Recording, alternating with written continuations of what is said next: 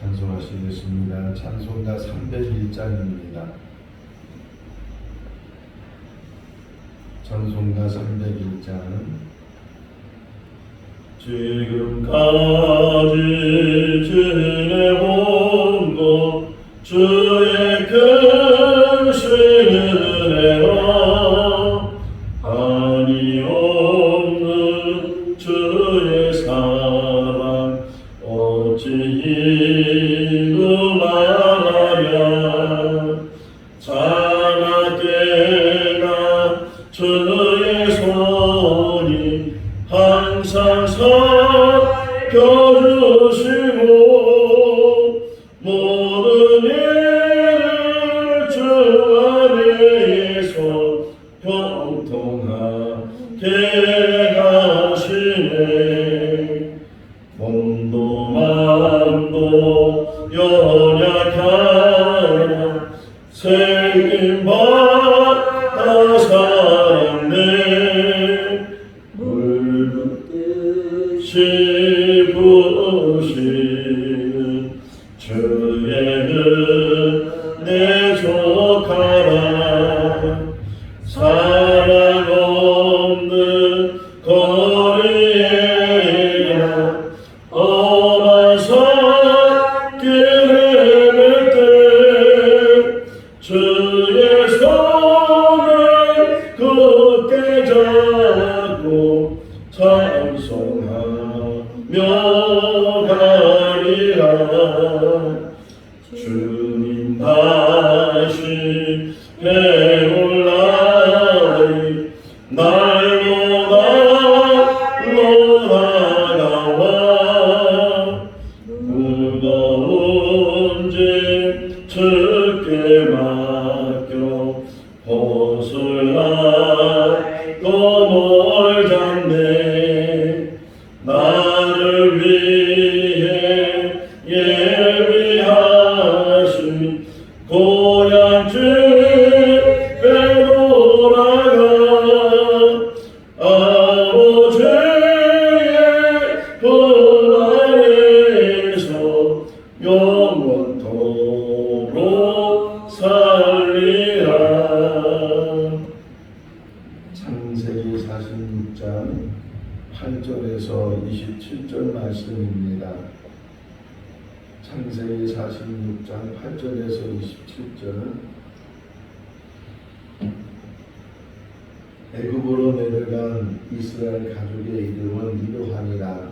야곱과 그의 아들들 곧 야곱의 맏아들 루벤과 루벤의 아들 한옥과 발루와 헤스론과 갈미요. 시몬의 아들은 요무엘과 야민과 오핫과 야긴과 스알과 가나안의 아들 사울이요. 레이의 아들은 헤르손과 그압과 무라리요. 유다의 아들 곧 엘과 오난과 셀라와 베레스와 셀라니. 엘과 오난은 가나안 땅에서 죽었고 베레스의 아들은 헤스론과 하몬이며. 이사갈의 아들은 볼라와 부아와 룻과 시브론이요. 수블론의 아들은 세뎁과 엘론과 알레엘이니. 이들은 레아가 밧다람에서 야곱에게서 난 자손들이라. 그 딸 디나를 낳아요. 남자와 여자가 33명이니. 갓의 아들은 시본과 학기와 스리와 에스본과 엘리와 아로디와 알레리요. 아셀의 아들은 임나가 이세와와 이스이와 우라와와 그들은 이세라니. 또 부리아의 아들은 헤벤과 알리엘이니. 이들은 라반이 그의 딸 레아에게 준 실바가 야곱에게서 낳은 자손들이니 모두 16명이라. 야곱의 아들 나아의 아들 요셉과 베냐민이요. 애굽 땅에서 온의 제사장 보디 벨라의 딸 아스마시 요셉에게 낳은 문하세와 에브람이요. 베냐민의 아들 벨라와 부겔과 아스벨과 게라와 나만과 에리와 루스와 물빈과 흑빈과 아르시니. 이들은 라헬이 야곱에서 낳은 자손들이니 모두 14명이요. 단의 아들 후심이요 납달리의 아들 곧 야스엘과 구리와 예셀과 시렘이라.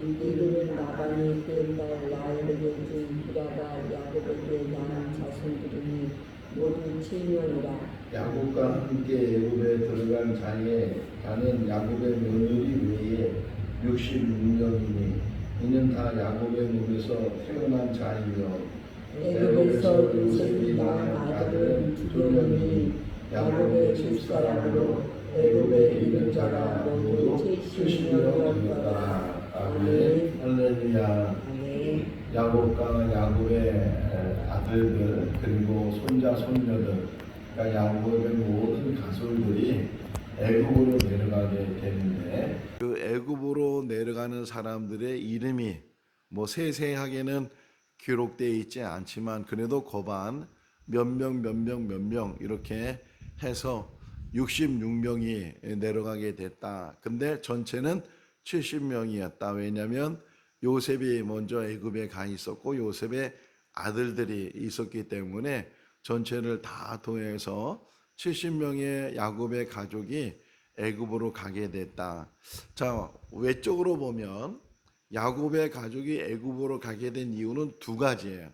하나는 기근 때문에, 앞으로도 기근이 5년 이상 이제 계속 이어지게 되는데 그 기근을 견디지 못하니까, 아브라함도 기근이 들었을 때 애굽으로, 또는 이렇게 야곱도 기근이 들었을 때 애굽으로 가게 되는데, 야곱이 이제 식구들을 다 데리고 애굽에 또 갈 수 있는 또 하나의 이유는 애굽에 자기 아들 요셉이 총리가 되어 있다는 거예요.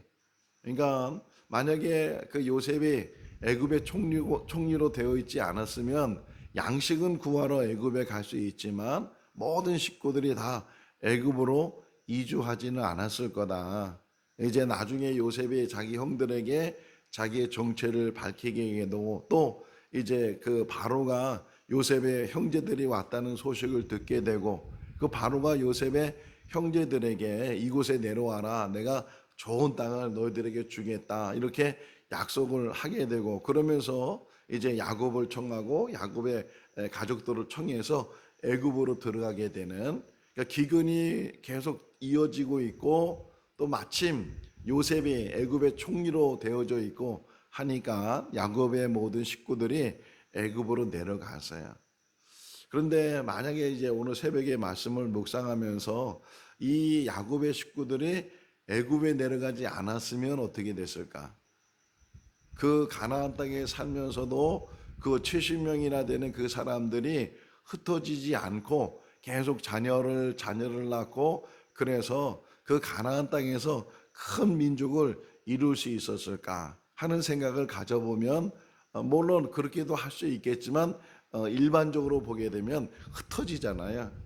아브라함이 이스마엘과 이삭을 낳는데 이스마엘이 떠나게 되고, 또 이제 그두라라는 그런 첩을 얻어서 또 자녀를 낳는데 그 자녀들도 다 이삭을 떠나게 하고, 가나안 땅에 사는 사람은 이삭만 그 가나안 땅에 살게 되고, 또 이삭도 이제 쌍둥이 에서와 야곱을 낳는데 이 둘이 같이 사는 것이 아니고 결국은 장성한 후에 에서는 또 다른 지역에 가서 에돔의 그 어떤 지역을 이루는 그런 모습을 보면서 야곱만 그 가나안 땅에 살았잖아요. 그리고 야곱이 12아들을 낳았지만 그 12아들이 같이 사이가 좋아가지고서 흩어지지 않고 같이 살았을까 하는 생각을 해보면 그러지 않을 것이다. 그런데 하나 중요한 게 뭐냐면 야곱이 살아있기 때문에, 저희 처갓집을 보면 6남매예요. 저희 아내가 6남매인데 저희 이제 장모님이 지금 아직도 생존해 계시고 95세 되시는 그 어르신이 계시는데, 그나마 그래도 어머니가 계시니까 그 구심점이 돼가지고서 뭐 명절이나 어떤 특별한 날이 있을 때 형제들 간에 같이 모여서 식사도 하고 교제도 하고. 근데 그 가끔 그런 얘기를 해요. 어머니 돌아가시고 나면 그러면 이렇게 자주 만날 수 있겠는가, 명절에 만날 수 있겠는가 하는 그런 생각을, 이제 그런 이야기들을 하게 되는데, 마찬가지잖아요. 야곱이 그래도 살아있고 야곱이 그래도 재산을 가지고 있고 그러다 보니까 그 자녀들이 물론 결혼도 해서 자녀도 낳고 다 그랬지만 또 같은 움막에서 살지는 않는다 할지라도 조금 떨어진 곳에 살아도 그렇게 멀리 가지도 않고 또 다른 나라로 가지도 않고 그나마 그래도 같이 뭉쳐 있었던 그러한 상황에서 그들이 이제 이 기근을 통해서 또 애굽 총리 요셉을 통해서 애굽으로 들어가게 됐다. 자, 처음에는 자발적으로 갔죠. 어쨌든 초대를 받았지만 그들이 강제로 끌려가는 것이 아니고 요셉은 애굽에 들어갈 때 강제로 끌려가서 노예 생활하고 또 제수 생활하고 그러다가 어떻게 해서 애굽의 총리가 됐지만 야곱의 가족들은 자발적으로 그냥 그 자기 발로 애굽에 걸어 들어갔잖아요. 그리고 요셉이 살아있는 동안에는 그 좋은 땅 고생 땅에서 그들이 잘 대접을 받으면서 원래는 흉년이 끝나면 돌아가야 되는데 흉년이 끝나도 돌아가지 않는 거예요. 왜냐면 너무 편하니까 너무 좋으니까 뭐 양식 다 대주겠다, 농사일 질 수 있겠다, 또 물이 많으니까 목축하기도 너무 좋겠다. 그러다 보니까 가나안 땅에 가면 또 고난이고 또 어려운 일이고 이런 생각에 아예 갈 생각도 못하고 그냥 주저앉아서 눌러앉아서 그래서 계속 살았는데 이게 계속 그런 세월이 되면 얼마나 좋겠어요. 근데 요셉이 죽고 심지어는 왕조가 바뀌어요. 애굽의 왕조가 바뀌면서 출애굽기 1장을 보게 되면 요셉을 모르는 왕이 이렇게 표현되어 있는 것처럼 그러다 보니까 이스라엘 사람에 대해서 그렇게 예우를 해주고 대우를 해줬던 것이 이제는 다 사라지는 거예요. 오히려 위험한 존재라고 생각을 하고 저들이 이제 혹이나 우리 애굽이 전쟁을 할 때 다른 적군과 내통을 해가지고서 그러면 우리가 더 위험하게 될 것이다. 뭐 그런 생각도 하게 되고 그렇다고 해서 또 이들을 다 내쫓아니 이 노동력을 어디서 또 구해오겠는가. 전쟁하는 이유 중에 하나가 빼앗는 것 중에 하나가 노동력이거든요. 사람들을 잡아와서 허드렛 일을 시키고 노예 일을 시키고 이런 일 때문에 사람들을 잡아오는데 아니 저절로 들어온 사람들이 여기 있으니까 이들을 내어 보내지 못하죠. 모세 시대에도 우리 이스라엘 백성들 하나님 앞에 절기를 지키도록 우리를 내보내달라고 하니까 바로가 한 발짝도 못 나가게 하잖아요. 그 노동력을 다 잃어버릴 수 없으니까 그들을 끝까지 재앙이 계속 내려도 뭐 재앙만 멈추면 다 내주겠다 그랬다가 재앙이 멈춰지니까 또 안 내주고 하는 그런 모습들을 보게 되면 안 내주는 거예요. 그러니까 제 발로 들어갔다가 처음에는 잘 이제 사는 것 같이 보였는데 결국은 이제 왕조가 바뀌고 재산을 빼앗기고 심지어는 자유를 빼앗기고 나가고 싶어도 나가지 못하는 그런 신세가 되는 그런 과정이 400년이었다는 거예요. 근데 이게 미리 예언되어 있는 말씀, 창세기 15장에 하나님께서 아브라함에게 말씀하시기를 너희 자손들이 타국에서 이제 종살이를 하게 될 것이고 그러나 400년이 지나게 되면 다시 그들이 이제 많은 재산을 가지고 돌아오게 될 것이다. 미리 얘기하셨어요. 미리 얘기하신 그 일이 계속 이루어지는 이게 역사는 흐르고 역사적인 일들이 그냥 자연스럽게 일어났는데 그런 모든 일들 통해서 하나님의 섭리와 하나님의 주권이 이루어져 간다는 거예요. 우리가 이것을 생각하면서 역사는 오늘을 보는 눈이고 미래를 내다볼 수 있는 눈이 되는데 그런 역사 속에서 우리가 내다볼 수 있는 것은 하나님의 말씀은 반드시 이루어진다는 거예요. 그 마지막 하나님의 말씀이 이루어지는 게 하나님 나라예요. 하나님 나라가 분명히 완성되는 줄로 믿습니다. 사도행전 1장 11절 말씀에 보면 두 천사가 하늘만 쳐다보고 있는 예수님 승천하신 그 모습만 바라보고 있는 사람들에게 말하기를 너희가 하늘만 쳐다보느냐 너희가 본 모습 그대로 그분이 다시 오실 것이다 이렇게 예언의 말씀을 해준 것처럼 다시 오실 예수 그리스도. 그래서 기독교의 종교를 뭐라 그래? 재림 종교라 그래. 이 재림이란 말을 이단들이 써가지고서 기존 교회들이 잘 쓰지 않지만 실제로는 재림이란 말이 중요해요. 예수님이 다시 오신다고 약속했기 때문에 다시 오시는 그날은 하나님 나라의 완성이라는 거죠. 고린도서 15장의 말씀에 보게 되면 예수님이 재림하실 때 그때 살아있는 사람들은 호련히 변해서 죽은 사람들은 다 다시 일어나서 예수님을 맞이할 것이고 살아있는 사람들도 호련히 변해서 다 예수님을 맞이하게 될 것이다 이렇게 표현하고 있는 것처럼 반드시 주님은 오실 것이고 하나님 나라는 완성될 것이다. 다시 본문으로 돌아가서 야곱의 12아들이 쭉 나와요. 근데 이게 태어난 순서대로 되어 있지 않아요. 대부분 이렇게 태어난 순서대로 첫째, 둘째, 셋째 이렇게 해서 12번째 이렇게 이야기를 할 거 아니에요. 근데 여기는 태어난 숫자가 아니고 여자 중심으로 어떻게 하다 보니까 야곱에게는 4명의 아내가 생겼어요. 원래는 라헬을 좋아했는데 그 삼촌 라반이 속여가지고서 라헬을 보내지 않고 레아를 먼저 이제 야곱에게 주면서 우리 지역의 복습은 언니가 먼저 가야 동생이 가는 거다. 그래서 어쩔 수 없이 레아가 첫 번째 아내가 됐고 또 그러는 가운데 라헬을 위해서 또 7년 동안 일을 해서 두 번째 아내가 라헬이 됐고 그런데 레아는 자꾸만 아기를 낳는데 라헬은 아기를 낳지 못하는 게 심통이 생겼어요. 분이 생겼어요. 그러다 보니까 이 라헬이 생각하기를 자기가 아기를 못 낳는다면 내 몸종 여종을 통해서도 아기를 낳아야 되겠다. 아들을 얻어야 되겠다. 그래서 빌하를 이제 첩으로 준 거예요. 세 번째 아내가 빌하가 되고 그 빌하가 두 아들을 낳았어요. 그걸 본 레아가 이제 자기도 아기를 못 낳고 그러다 보니까 자기도 여종이 있잖아요. 여종이 있으니까 그 실바를 가지고 내 여종도 당신 아내 삼으라고 그래서 네 번째 아내가 또 2명의 아들을 낳게 되고 또 그러는 가운데 또 합판체 사건 때문에 레아가 다시 2명의 아들을 낳고 그래서 12명의 아들이 되고 또 레아가 딸을 하나 낳아서 디나라는 그런 딸이 생겨서 야곱에게는 12아들과 하나의 딸이 이제 자녀들로 생기게 됐는데 그것을 쭉 설명해 주는 거예요. 여기 보면 먼저 15절 말씀 한번 읽어볼까요? 이들은 레아가 밧다아람에서 야곱에게서 난 디나를 합하여 남자와 여자가 33명이며 이렇게 원래는 르우벤부터는 이제 유다까지는 순서대로 이렇게 돼 있지만 그다음에 나오는 그 유다 이사갈과 스불론 여기는 더 뒤에 이제 태어나는데도 앞에 붙여놨잖아요. 그러니까 왜냐하면 레아가 낳은 아들들에 대한 설명을 하기 위해서. 자, 그런데 다시 좀 보시면 8절에 보게 되면 그 야곱의 아들들에 대해서 이야기하면서 루벤이 딱 들어가 있죠. 뭐라고 표현되어 있어요? 맏아들. 장자란 뜻이에요. 장자. 우리나라도 장자가 얼마나 중요해요. 장자가 대를 잇는 거잖아요. 그 족보에도 장자가 대를 이어가는 거잖아요. 루벤을 뭐라고 표현하냐면 맏아들, 장자 이렇게 표현되어 있어요. 근데 실제적으로는 이 루벤 계열로 흐르지 않았다는 거죠. 유다 계열로 흘러서 다윗이 태어나게 되고 그 후에 예수 그리스도가 태어나게 되는 그런 모습들을 보면서 이 맏아들로 태어난 게 얼마나 어떤 면에서는 그 사람 심지어는 야곱이 그 팥죽으로 뭘 달라고 했어요?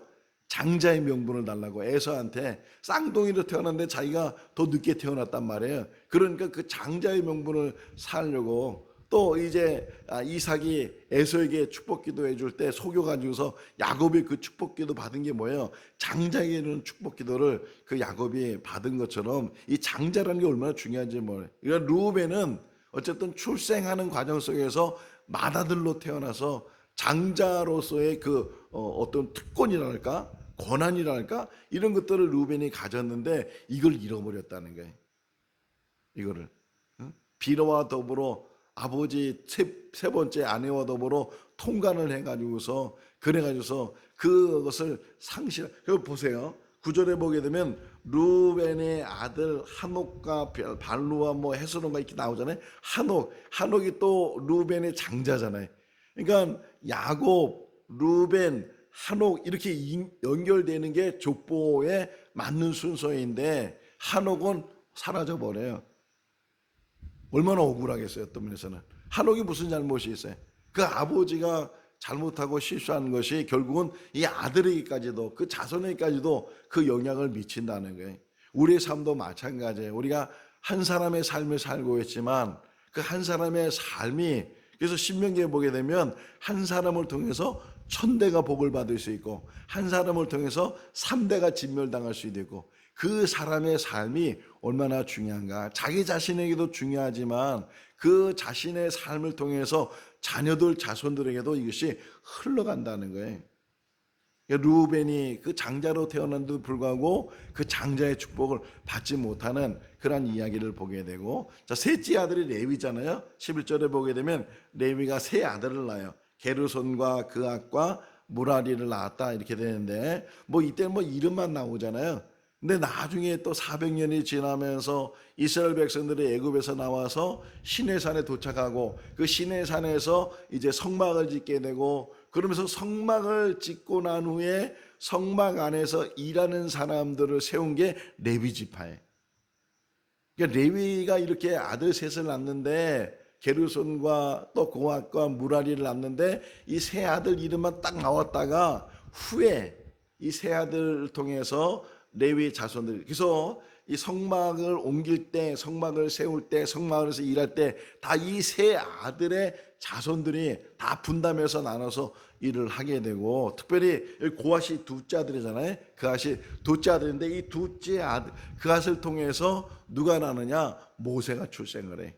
그러니까 모세 아버지 아브라함이 요베겟을 만나서 아론을 낳고, 그러니까 미리암을 낳고 아론을 낳고 모세를 낳고, 이래가지고서 이제 또 아론이 또 그 아들들 낳고, 아론이 대제사장으로 하나님께서 부르셔서 그가 대제사장이 되고, 제사장들은 세습되는 거니까 그 아론의 자녀들, 아론의 후손들이 세습해 나가는 그런 일들을 보면서, 이거 이름만 나와서 별거 아닌 것 같은데 이것이 흐르면서 어떤 역사를 이뤄간다는 게, 지금도 마찬가지예요. 우리가 우리의 자녀를 낳고 우리는 우리의 연애를 살다가 세상을 떠나지만, 또 그 자녀가 자녀를 낳고 또 살다가 세상을 떠나지만, 그러나 그 자녀 속에서 하나님께서 세우시는 사람이 생기고 하나님의 놀라운 일꾼들이 세워질 때 그것이 축복이에요. 내가 살아있는 동에도 복을 받아야 되지만, 내가 이 세상에 다 삶을 마치고 하나님을 부르실 때 다 내려놓고 가지만, 그러나 내가 이 땅에 사는 날 동안에 이제 너희는 생육하고 번성하고 충만하라, 그런 말씀처럼 낳고 이렇게 낳았을 때 그 낳는 자녀들 속에 하나님의 좋은 일꾼들이 세워지는 것이 큰 복이 되는 줄로 믿습니다. 그러니까 이것도 우리가 기도를 해야 돼요. 우리가 우리의 삶만 위해서 기도하는 것이 아니고, 우리가 낳은 자녀들을 통해서 또 낳은 자녀들이 정말 훌륭한 인물들이 나고 하나님의 일꾼들이 나고 하나님 나라의 일꾼들이 날 수 있도록, 세움을 받을 수 있도록 그런 기도가 우리 가운데 있어야 될 줄로 믿습니다. 유다 이야기 좀 보시면 12절에 보게 되면, 유다가 먼저는 세 아들을 낳죠. 엘과 오난과 셀라를 낳았다 이렇게 하고, 또 하나 또 아들이 나와요. 베레스와 셀라가 그 유다의 아들로 들어가는데, 원래 이 베레스와 셀라는 며느리가 낳은 아들들이에요. 며느리가 원래는 엘이 결혼을 해서 다말과, 근데 엘이 하나님 앞에 악을 행해서 죽게 되고, 또 이제 그 계대 결혼을 시키죠. 그 동생이 형수와 결혼을 해서 형의 자손을 이제 세워나가도록, 오난이 형수 다말을 이제 아내로 얻었지만 이것이 기분이 나쁘고 형의 대를 잇는 것이 기분이 나빠서 오난이 악을 행하게 되고, 또 오난도 죽게 되고, 그러다 보니까 이 유다가 생각하기를 이 여자는 이 남편을 잡아먹는 여자다. 뭐 우리나라 말에도 그런 말이 있었잖아요. 그러다 보니까 이 다말을 친정집에 보내서, 셀라가 아직 어리니까 크면은 보내겠다고 그랬는데 아무리 장성해도 소식이 없고, 그래서 결국은 이 다말이 변장을 해서 창녀처럼 변장을 하고, 그것이 이제 유다와 동침을 하게 되는 계기가 돼서 또 이 다말이 두 아들을 낳는데, 원래는 여기도 재밌는 표현이 뭐예요? 세라가 먼저 나오려고 손이 나왔다가 손이 쏙 들어갈 때, 손이 나왔을 때 분홍실을 하나 묶어줬는데, 그 손이 먼저 나오는 것이 아니고 베레스가 먼저 나오고, 이 끈이 묶여져 있는 손은 두 번째로 나오고, 그래서 뭐라고 표현됐냐면 창세기 38장에 보게 되면 이 두 번째 나온 사람을 형이라고 표현해요. 형이라고. 근데 형은 뭐예요? 베레스가 형이잖아요. 먼저 태어났으니까 손이 잠깐 나왔다가 들어갔지만, 그런데 그렇게 표현하지만 실제로 계보를 잇는 것은 베레스라는 거죠. 여기 그래서 뭐라 그래요? 그 유다에 대한 맨 마지막에 뭐냐면, 베레스는 또 이런 아들을 낳았다. 그러니까 여러 5명의 아들이 있었는데 결국은 유다의 계보를 이은 것은 네 번째, 아들로 보면 네 번째, 다말이 낳은 첫 번째 아들 베레스가 그 계보를 쭉 이어져서 그 계보 후에 다윗이 태어나는 거죠. 그리고 그 계보 후에 예수 그리스도가, 마태복음 1장에서도 이 베레스가 등장을 해요. 유다가 베레스를 낳고 또 베레스가 누구를 낳고 이렇게 누구를 낳고 하는 것이 이어지는 것을 보게 돼. 참 역사라는 것은 우리가 생각할 수 없는 그러한 일들, 정상적이 아닌 것처럼 보이는 그러한 일들, 뭐 그런 일이 있어 이런 일들이 일어나지만 그러나 모든 그런 과정 속에서도 항상 하나님은 섭리해 가신다는 게, 때로는 이해가 안 되고 하박국서를 보세요. 정말 이해가 안 되는 거예요. 선한 사람은 늘 어려움을 당하고 고난을 당하고 악한 사람은 형통하고 이런 것들이 너무 이해가 안 되는 거예요. 아니 왜 이러냐고. 하나님 살아계시면 악한 자를 징벌하시고 선한 자를 이제 선을 베푸시고 또 상을 주시고 그래야 되는데 왜 이 세상은 반대적인 것이 일어나냐고 막 이렇게 한탄하고 있을 때, 그런 모든 역사 속에서도 하나님의 섭리는 계속 이루어지고 있고 하나님은 구원의 역사를 이루어나가시는 분이시고 하나님의 사랑이 이 가운데 모든 것들을 지배해 가시고 인도해 가신다는 것을 우리에게 보여주고 있어요. 자, 15절 아까 읽은 것처럼 이렇게 해서 레아가 결국은 6명의 아들과 1명의 딸을 낳아서 33명의 이제 가족을 이루게 됐다. 그런 얘기가 또 각각 아셀에 대해서 이제 태어났다. 이거는 서열 순서가 아니라 했잖아요. 그 레아가 시집을 갔을 때 라반이 몸종으로 죽었던 실바, 이 실바가 또 원래는 4번째 아내예요. 4번째 아내인데도 불구하고 레아의 자녀들을 얘기했기 때문에 이 실바를 먼저 얘기해 주는 거예요. 이 2 아들을 낳았는데 그래서 이런 아들을 낳았다. 그 다음에 라헬이 낳은 아들, 라헬이 낳은 것도 늦게 낳은 거잖아요. 늦게 낳았는데도 11번째 12번째 낳았는데도 불구하고 3번째로 설명하는 게 라헬이 요셉과 베냐민을 낳았다. 이렇게 또 요셉은 또 이제 요셉은 므낫세와 에브라임을 낳았다. 뭐 이렇게 베냐민 누구를 낳았다 설명을 해요. 그러면서 또 이제 2 아들을 낳은 이야기를 하면서 또 마지막 이제 빌하가 또 이제 2 아들을 낳은 그런 이야기를 해요. 그쪽 아들 얘기를 하면서 25절 말씀 읽어볼까요? 이들은 라반이 그의 딸 라헬에게 준 비나가 야곱에서 낳은 자손이니 모두 7명이다. 여기서 이제 다 도해, 그러니까 4 여자가 낳은 자녀들을 다 도해서 다 확인해 보니까 결국은 야곱과 같이 합해서 70명이 됐다. 이 70명이 결국은 이제 애굽으로 들어가게 되고, 나올 때는 장정만 60만 명이고 어린아이, 여자, 노인까지 다 합치면 적어도 150만 명에서 200만 명의 그런 큰 민족을 이루고 이제 애굽에서 나오게 되는 그런 이야기를 나중에 우리가 보게 되는데, 어쨌든 이런 상황 속에서 하나님께서는 하나님의 섭리 가운데 하나님의 뜻을 이루기 위해서 역사 속에서 흐르는 그런 이야기 속에서 하나님께서는 이루어 가신다는 게, 그러니까 때로는 우리가 이해하지 못하고 왜 이런 일이 생기는가, 왜 이런 어려움이 있고 왜 이런 갑작스러운 일이 생기는가, 이런 생각을 우리가 가질 때가 있지만 그 모든 것을 섭리하시고 주관하시는 분은 하나님이셔요. 늘 하나님만 바라보고 하나님만 의지하고 하나님 뜻 안에 순종하면서, 그러니까 내 뜻을 이루는 것이 아니고 하나님의 뜻을 우리 삶 가운데 이루어가는 그런 삶이 된다면 가장 복된 삶을 살 것이고, 제가 늘 개인적으로 늘 참 이런 사람이 됐으면 좋겠다 하는 것이 뭐냐면 에녹이에요. 에녹은 하나님과 동행한 사람이고 하나님을 기쁘게 한 사람이에요. 우리도 이 땅에 산 날 동안 하나님과 동행하고 하나님을 기쁘시게 하는 그런 삶이 될 수 있기를 주님의 이름으로 축원합니다. 기도하겠습니다.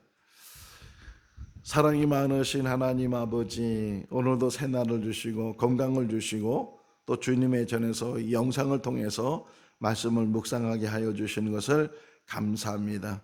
외적으로 보면 기근 때문에 또 이제 요셉이 애굽의 총리가 되어 있어서 그 야곱의 가족들이 애굽으로 내려가지만 이 내려가는 모든 과정 속에서도 하나님께서 간섭하셨고 하나님께서 섭리하신 줄로 믿습니다.